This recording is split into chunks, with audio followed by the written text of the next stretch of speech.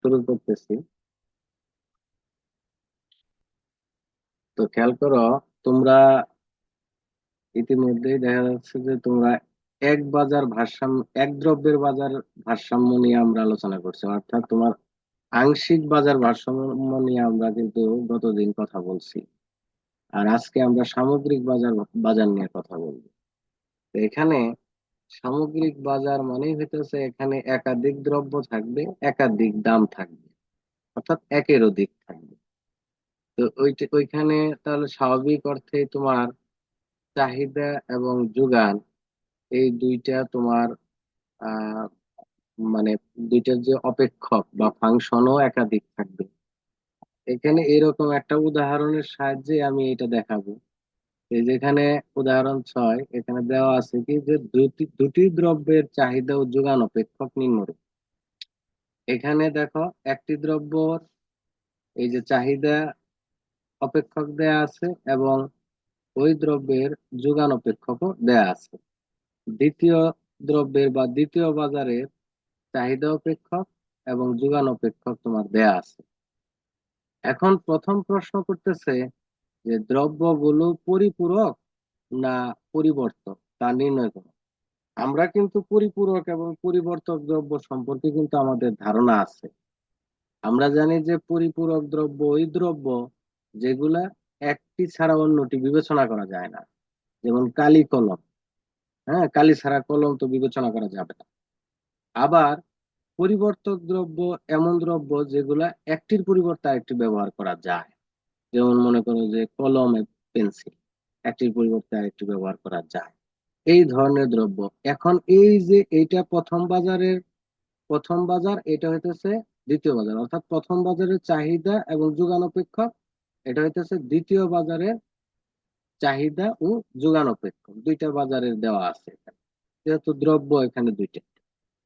এখন তোমার এই যে দুইটা বাজারের দ্রব্য, এই দ্রব্য দুইটা কি পরিপূরক নাকি পরিবর্তক সেটা আমার বের করতে হবে প্রথম। এটা বের করার জন্য যে কাজ করতে হবে সেটা হচ্ছে একটি বাজারের চাহিদা অন্য বাজারের দাম বিবেচনা করে, যে বাজারের চাহিদা বিবেচনা করব, অন্য বাজারের যে দাম বিবেচনা করব, ওই দামের সাপেক্ষে চাহিদাকে যখন ডেরিভেটিভ করব একটা মান আসবে। হ্যাঁ, মানগুলো যদি ঋণাত্মক আসে তাহলে বোঝা যাবে সেটা হচ্ছে পরিপূরক। আর মানগুলো যদি ধনাত্মক আসে তাহলে বোঝা যাবে সেটা হচ্ছে পরিবর্তন। আমরা খেয়াল করে দেখি, এই যে এখানে আমি একটু বোঝার জন্য তোমাদেরকে নোট রাখছি এখানে। এখানে একটু খেয়াল করো যে এই যেখানে দেখো, এই যে হইতেছে দ্বিতীয় বাজারের চাহিদা, এই যে হচ্ছে প্রথম বাজারের দাম।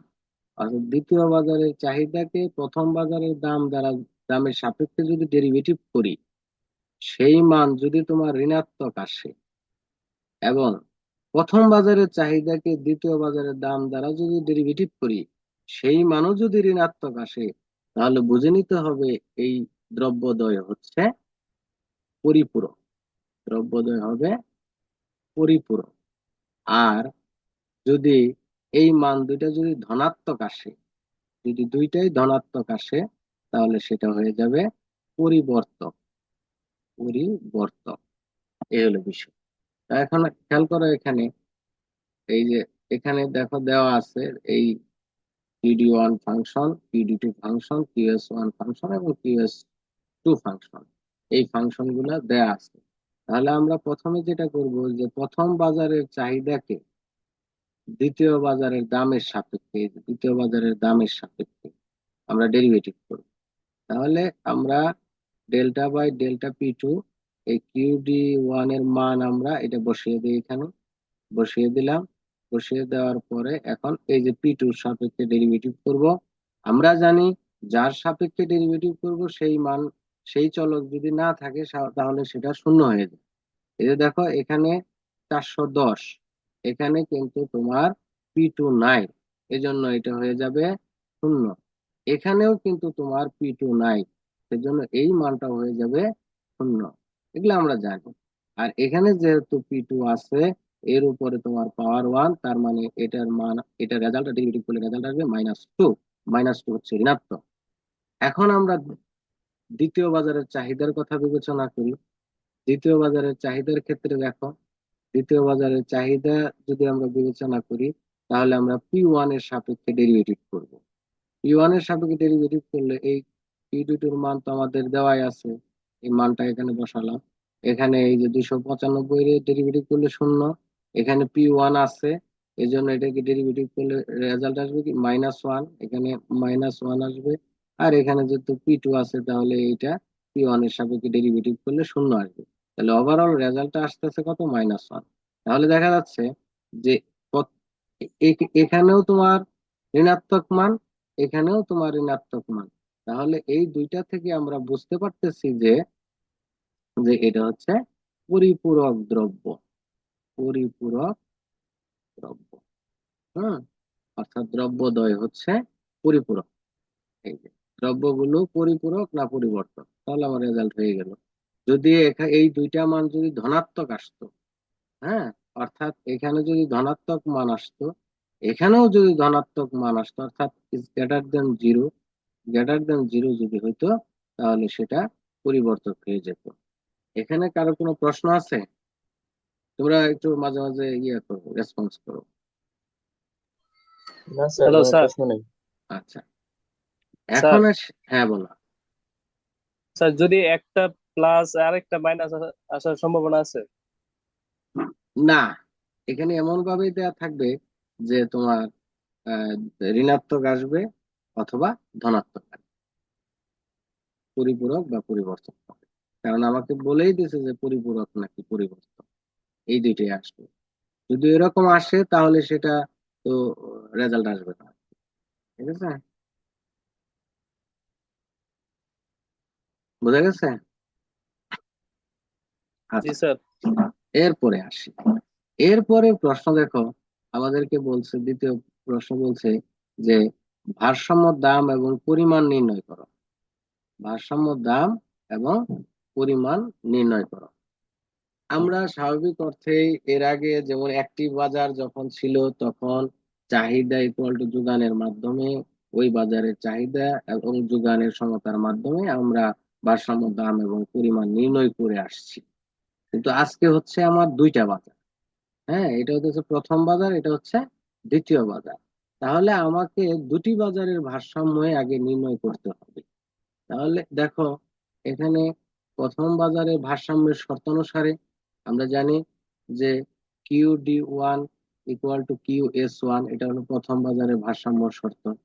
এখন QD1 এর মান ওখানে দেওয়া আছে, তোমার QD1 এবং QS1 এর মান এখানে আমার দেওয়া আছে, এই যে মান দুইটা দেওয়া আছে, এই মানগুলা আমরা বসাবো।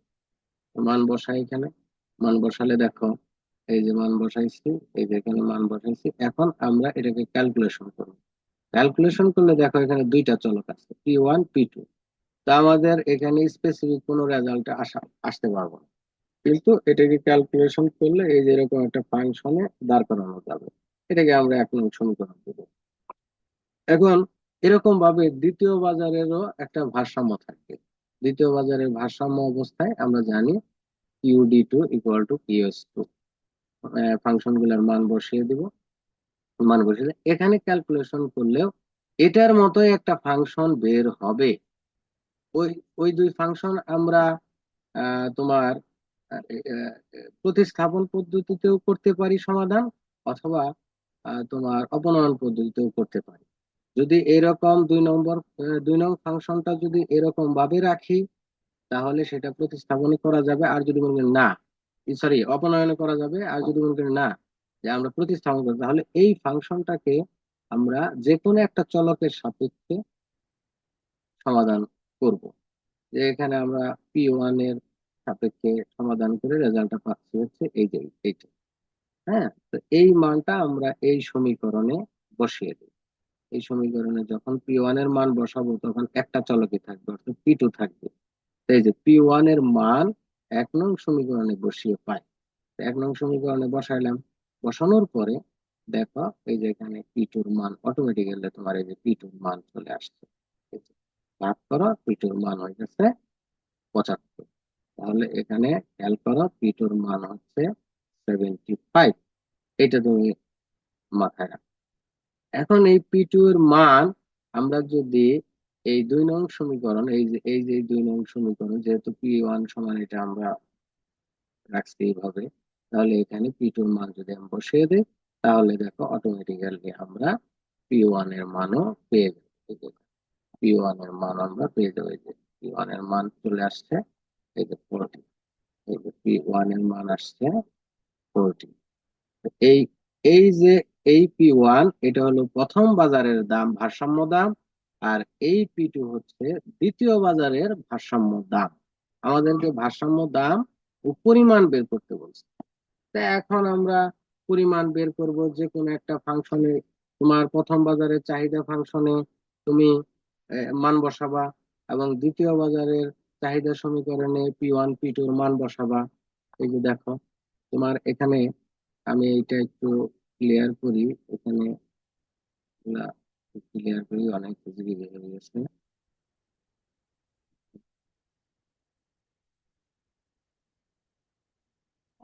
হ্যাঁ, এখন দেখো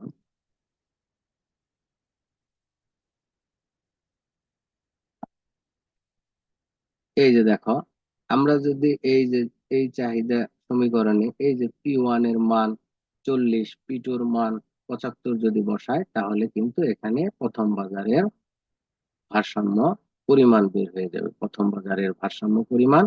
আর এখানে যদি আমরা P1 P2 এর মান যদি বসাই, তাহলে কিন্তু দ্বিতীয় বাজারের ভারসাম্য পরিমাণ বের হয়ে যাবে। এই দেখো, এই Q1 সমান সমান, এই যে আমরা জানি যে Q1, হ্যাঁ, বার সমান সমান হচ্ছে QD1 ইকুয়াল টু হচ্ছে QS1। এই যে এই কিউ বারের মান আমরা পেয়ে যাচ্ছি কত, এই যে 60। আর Q2 এর মান পেয়ে যাচ্ছি আমরা 30। এখানে কারো কোনো প্রশ্ন আছে তো? না স্যার। বা ক্যালকুলেশন করে দেখাইতে হবে কিনা? না স্যার, না এটা স্যার। ক্যালকুলেশন করলাম। আচ্ছা, তাহলে তো সবাই একমত। তা এখন তাহলে আমার ক নং প্রশ্নের উত্তর আমার শেষ হয়ে গেল। এখন গ প্রশ্ন, গ নং প্রশ্ন উত্তর। গ নং প্রশ্নে কি বলছে যে যদি প্রথম বাজারে প্রতি এককে বিক্রয় কর 5 টাকা হয়, তবে ভারসাম্য দাম ও পরিমাণ নির্ণয়। আমাকে বলে নাই কিন্তু দ্বিতীয় বাজারের কোনো কথা, আমাকে বলছে প্রথম বাজারের কথা। প্রথম বাজারের প্রতি এককে বিক্রয় কর, তাহলে কার উপর কর আরোপ করছে? এই 5 টাকা কার উপর কর আরোপ করছে? বিক্রেতার উপর। বিক্রেতার উপর। হ্যাঁ, রাইট রাইট, বিক্রেতার উপর কর আরোপ করছে। তো এখন এখানে উম্মে আতিয়া জয়েন করতেছে, কিন্তু আমাদের ক্লাস টাইম তো শেষের দিকে, এত দেরি করলো কেন? আচ্ছা, যাই হোক। এখন দেখো এখানে আমার বিক্রেতার উপর কর আরোপ করছে কত টাকা? 5 টাকা। 5 টাকা কর আরোপ করছে বিক্রেতার উপর প্রথম বাজারে প্রতি এককে। তাহলে তোমাদের কাছে আমার প্রশ্ন যে এইটার জন্য আমার কোন সমীকরণ বা কোন অপেক্ষকের পরিবর্তন হবে? এটা তোমাদের কাছে প্রশ্ন। স্যার, যোগান যোগান। সমীকরণে স্যার। হ্যাঁ, যোগান। যোগান সমীকরণ স্যার। গুড। যোগান সমীকরণে এই প্রথম বাজারের যোগান সমীকরণের পরিবর্তন হবে, কারণ হচ্ছে বিক্রেতার উপর কর আরোপ করছে 5 টাকা। তাহলে এই যে আমার প্রথম বাজারের যে যোগান সমীকরণটা, এখানে দেখো আমার আসছে হচ্ছে -60 +3। এই যেখানে P1 আছে, যেহেতু আমার 5 টাকা কর আরোপ করছে। উম্মে আতে তুমি এই ভিডিওটা অফ রাখো এবং সাইলেন্ট রাখো। হ্যাঁ, আর যদি কোনো প্রশ্ন থাকে সাথে সাথে বলবা। তুমি একটু লেট করছো, প্রায় 23 মিনিট, আমরা অনেকটুকু এগিয়ে গেছি। হুম। যাই হোক, প্রশ্ন থাকলে প্রশ্ন করে ফেলবা। আহ, এখন দেখো এখানে তোমার এই যে যেহেতু 5 টাকা কর আরোপ করছে, এই সমীকরণে কর আরোপ করলে বিক্রেতার উপর কর আরোপ করলে কি হয়? আমরা জানি দামে থেকে 3 টাকা বা যে টাকা করার হবে সেটা মাইনাস হয়। তাহলে এখান থেকে আমি নতুন যোগান সমীকরণ পাচ্ছি কি, এই 60 প্লাস তোমার 3p1 মাইনাস 9 সমান -69 প্লাস 3p1। তাহলে এই নতুন যোগান সমীকরণ সমান হচ্ছে -69 প্লাস 3p1। এই যে এখন দেখো, এখানে দেখো আমরা এই যে প্রথম বাজারে প্রতি এককে বিক্রয় কর 5 টাকা হলে নতুন যোগান সমীকরণ এখানে আমি তো 3 লিখে ফেলছি, ওখানে কত টাকা আরোপ করছে, কত টাকা আরোপ করছে বোঝানোর জন্য 3 লিখছিলাম। তো এখানে বলছে যদি প্রথম বাজারে প্রতি এককে বিক্রয় কর 5 টাকা, তাহলে বিয়োগ হবে কত টাকা, এখানে বিয়োগ হবে হচ্ছে, এখানে হবে 5 টাকা বিয়োগ হবে। 5 টাকা যদি বিয়োগ হয় তাহলে হচ্ছে তোমার এখানে 3p1 মাইনাস 3 × 5 = 15। 15। আচ্ছা, আমি একটু মুছে ভালোভাবে দেখাই।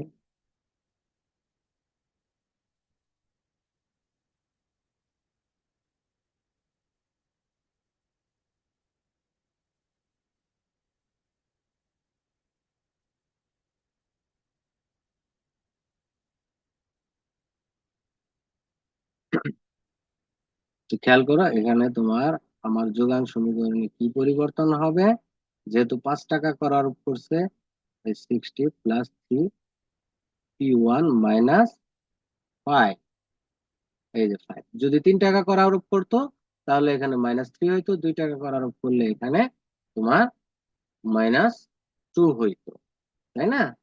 এখন তোমার এখানে কি হচ্ছে, এই যে দেখো -60 plus 3p1 minus 3 × 5 = 15। 15 equal to -75 plus হচ্ছে 3p1। তাহলে নতুন যোগান সমীকরণটা হচ্ছে এই যে, হ্যাঁ। এখন দেখো এই যে এখানে আমরা দেখে আসি, এই যে নতুন যোগান সমীকরণ হচ্ছে এই যে। এখন নতুন যোগান সমীকরণ এটা, তা এখন আমার নতুন ভারসাম্য অনুসারে এই যে চাহিদা, প্রথম বাজারের চাহিদা সমীকরণ এবং নতুন যোগান সমীকরণ, এইটা যদি আমরা সমান করি তাহলে কিন্তু তোমার ভারসাম্য আহ আহ, প্রথম বাজারের একটা ইকুয়েশন আমরা পেয়ে যাচ্ছি। এখানে খেয়াল করো তোমরা, তো যারা ওয়েটিং রুমে আছে একে অ্যাডমিট করে নিয়েছো। আচ্ছা, okay. তা এখন দেখো এই যে আমার চাহিদা সমীকরণ, এই যে আমার প্রথম বাজারের চাহিদা সমীকরণ, হ্যাঁ, এবং প্রথম বাজারের নতুন যোগান সমীকরণ, এই যে এটা হচ্ছে প্রথম বাজারের নতুন যোগান, এটা যদি দুইটা সমান করি তাহলে আমরা কি পেয়ে যাচ্ছি, একটা ইকুয়েশন পেয়ে যাচ্ছি। এখন যে আমরা ইকুয়েশনটা পেলাম, আমাদের তো দেখাইতে হবে ভারসাম্য দাম ও পরিমাণ দেখাতে হবে যদি 5 টাকা করারূপ করে। তো এখন প্রথম বাজারের আমি ভারসাম্য চাহিদা এবং যোগানের সমতার মাধ্যমে ভারসাম্য মূলক একটা ইকুয়েশন আমরা পেয়ে গেছি। এখন আমাদের তো অবশ্যই তোমার ওই যে দ্বিতীয় বাজারের যে ভারসাম্য সমীকরণ, সেটা তো আমার অলরেডি আমার বের করা আছে।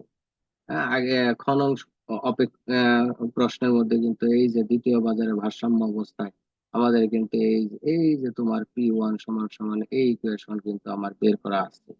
এখন এই মানটা যদি আমি এই অপেক্ষকে যদি বসিয়ে দেই, এই যে p1 এর পরিবর্তে যদি বসিয়ে দেই, তাহলে এই যে এখানে দেখো এই যে p1 এর পরিবর্তে যদি এখানে বসিয়ে দেই, তাহলে কিন্তু এখান থেকে আমরা p2 এর মান পাবো। এই যে নতুন p2 এর মান পেয়ে যাবো।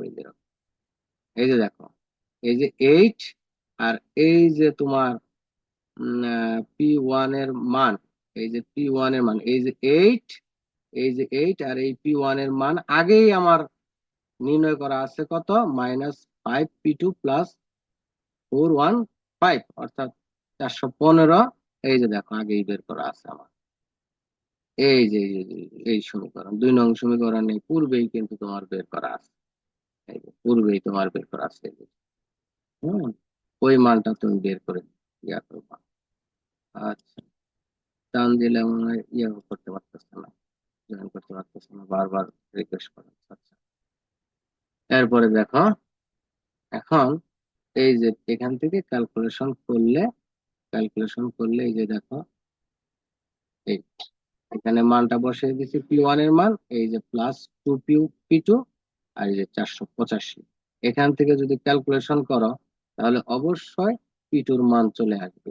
এই যে দেখো, 8 - 5 P2, এটা যদি গুণ করো তাহলে দেখো এই যে -40।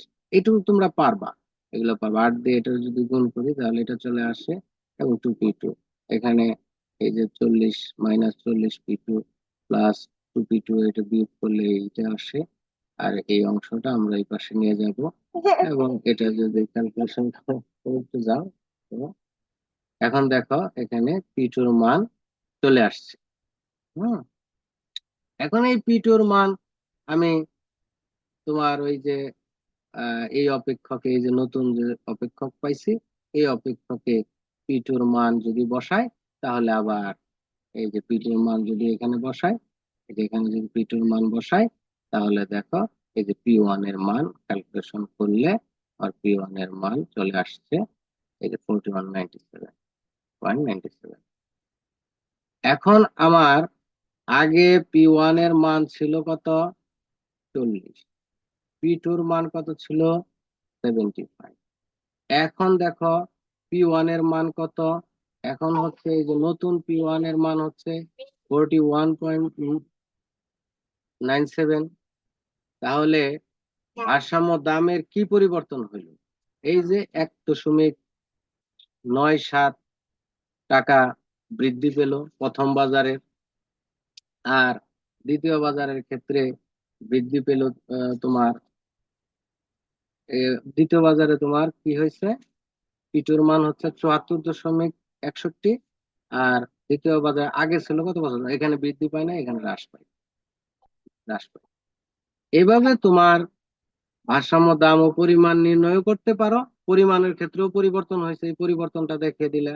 আগের বাজারের পরিবর্তন, পরে ট্যাক্স আরোপের পরে যে পরিবর্তন, এটা তুমি পরিবর্তনটা এখানে বের করে দিলা।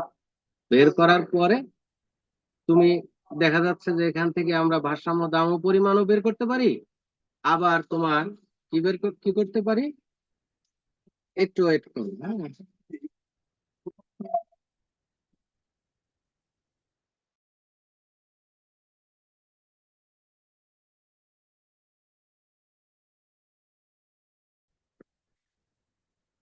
আচ্ছা, এই প্রশ্নে যেহেতু বলছে যে যদি প্রথম বাজারে প্রতি এককে বিক্রয় কর 5 টাকা হয়, তবে ভারসাম্য দাম ও পরিমাণ নির্ণয় করা। আমরা কিন্তু দাম এবং পরিমাণ নির্ণয় করছি, দাম এবং পরিমাণ এখানে নির্ণয় করছি। এই যে প্রথম বাজারের দাম এবং আহ, দ্বিতীয় বাজারের দাম, প্রথম বাজারের পরিমাণ, দ্বিতীয় বাজারের পরিমাণ নির্ণয় করছি। এখন যদি প্রশ্ন করে যে ভারসাম্য দাম এবং পরিমাণের উপর কি ধরনের প্রভাব পড়ে বা কি পরিবর্তন হয়, তখন এই কথাটা লিখবা। এই যে আগে, পূর্বের ট্যাক্স আরোপের পূর্বে তোমার দাম ছিল 40 টাকা, হ্যাঁ, প্রথম বাজারে। তখন দ্বিতীয় বাজারের দাম ছিল 75 টাকা। তাহলে প্রথম বাজারের দাম বাড়ছে না কমছে, সেই মন্তব্যটা তুমি করবা। দ্বিতীয় বাজারের দাম বাড়ছে না কমছে, সেই মন্তব্যটা তুমি করবা। তা আগে যেহেতু 40 ছিল প্রথম বাজারে, পরে কিন্তু ট্যাক্স আরোপের পরে হয়েছে 41.97। হ্যাঁ, বিয়োগ করলে দেখা যাচ্ছে 1.97। এইটা তোমার কি হয়েছে, দাম বৃদ্ধি পাইছে ট্যাক্স আরোপের পরে প্রথম বাজারে। কিন্তু দ্বিতীয় বাজারের ক্ষেত্রে কিন্তু তা ঘটে নাই। দ্বিতীয় বাজারের ক্ষেত্রে তোমার দাম কত বের হয়েছে? আহ এখানে এই যে 74.100। আর আগে দাম ছিল 75, এখানে কিন্তু দাম কমছে। এই মন্তব্যগুলা তুমি করবা, পরিমাণের ক্ষেত্রেও এই মন্তব্যগুলো তোমরা করবা। এখন এখানে এই 4th নাম্বার যে কোশ্চেনটা, অর্থাৎ এটা তোমাদের বাড়ির কাজ থাকবে। এখানে প্রশ্নটা হয়েছে যে যদি প্রথম বাজারে প্রতি একক দ্রব্যের উপর বিক্রেতা কর্তৃক দেয় 5 টাকা কর ধার্য করা হয়, এবং দ্বিতীয় বাজার প্রতি একক দ্রব্যের জন্য সরবরাহকারীকে 2 টাকা ভর্তুকি দেয়া হয়, তবে ভারসাম্য দাম ও পরিমাণে কি পরিবর্তন, এখানে কিন্তু কি পরিবর্তন হবে সেটা জানতে চাচ্ছে। তার মানে এই বিষয়টা তোমার একত্রে করতে হবে।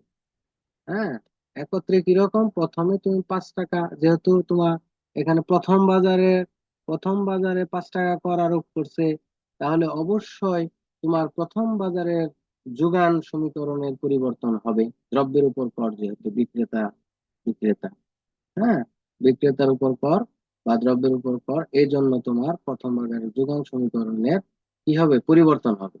কি পরিবর্তন হবে? ওই যে আগের মতো, যে এখানে সমান হচ্ছে -60 প্লাস পি, এই যে P1 এর থেকে 5 টাকা কর বিয়োগ দিবে, এখান থেকে ক্যালকুলেশন করলে একটা ফাংশন চলে আসবে। এবং ভারসাম্য বের করবা, যে নতুন যে যোগান সমীকরণ আর এই চাহিদা সমীকরণের মধ্যে ভারসাম্য বের করবো আগের মতো, একেবারে সেম।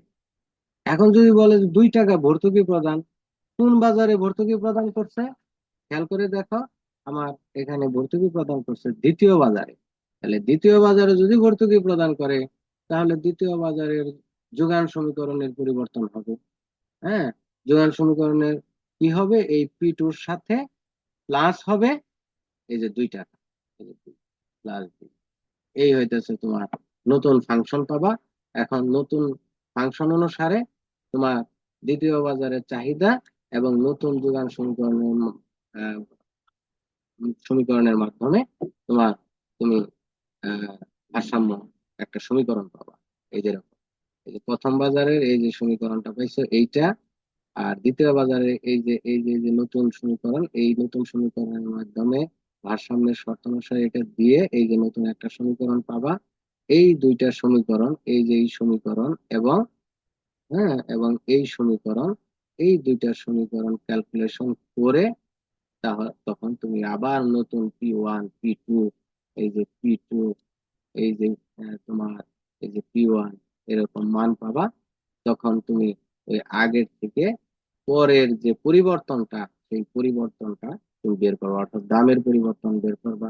প্রথম বাজারের দামের কি পরিবর্তন হয়েছে, দ্বিতীয় বাজারের দামের কি পরিবর্তন হয়েছে, এবং ভারসাম্যের কি পরিবর্তন হয়েছে সেটাও করবা। প্রথম বাজারের আহ, আহ, পরিমাণ কত হ্রাস পাইছে বা কত বৃদ্ধি পাইছে, দ্বিতীয় বাজারের পরিমাণ কত হ্রাস পাইছে বা বৃদ্ধি পাইছে, এই বিষয়টা এখান থেকে তোমরা করতে পারবা। এখন এখানে তোমরা, আমি আমি পিডিএফটা দিয়ে দিব। তো এখানে এই প্রশ্ন এবং এই উদাহরণ 7, এই দুইটা প্রশ্ন তোমাদের বাড়ির কাজ থাকবে। এখন তোমাদের কোনো প্রশ্ন থাকলে সেই ক্ষেত্রে প্রশ্ন করো। যে কারণে অনেকেই কিন্তু লেট করে জয়েন করলা, 20 মিনিট পরে জয়েন করছো। আমার আর 1 মিনিট সময় আছে, অটোমেটিক্যালি অফ হয়ে যাবে। 2 মিনিট সময় আছে, এর মাঝে যদি কারো প্রশ্ন থাকে বা মন্তব্য থাকে, তাহলে মন্তব্য করো, পজিটিভ নেগেটিভ যে কোনো মন্তব্য। সবাই মাইক্রোফোন অন করে দাও, আনমিউট করে দাও, সবাই আনমিউট করো। উম্মে আতিয়া, জি স্যার। হ্যাঁ, কি অবস্থা, তুমি লেট কেন? আচ্ছা, যাই যাই হোক। ডাকতেছে। আচ্ছা, যাই হোক। ইয়া, তনিমা ইসলাম এবং নাজমুল হাসান কথা বলো, রাতুল কথা বলো, রাসেল কথা বলো। 1 মিনিট সময় আছে। জি স্যার। মানে পারবা কিনা? জি জি স্যার, স্যার, পারবো পারবো স্যার। স্যার। জি স্যার পারবো। তাহলে তোমাদের এটা বাড়ির কাজ আমি দিয়ে দেবো, পিডিএফটা দিয়ে দেবো তোমাদেরকে। তো উদাহরণ 6 এবং 7 তোমাদের বাড়ির কাজ থাকবে। তো ঠিক আজকে আছে এই পর্যন্তই তাহলে, হ্যাঁ, ঠিক আছে ভালো স্যার। থাকো। স্যার। ঠিক আছে নেক্সট স্যার। টাইমে হয়তোবা জুম অ্যাপসটা কিনে তারপর আরো বেশি সময় নিয়ে কাজ করবো, হ্যাঁ। ওকে স্যার, আসসালামু আলাইকুম। আচ্ছা, ওকে স্যার, ওয়ালাইকুম। আসসালামু আলাইকুম।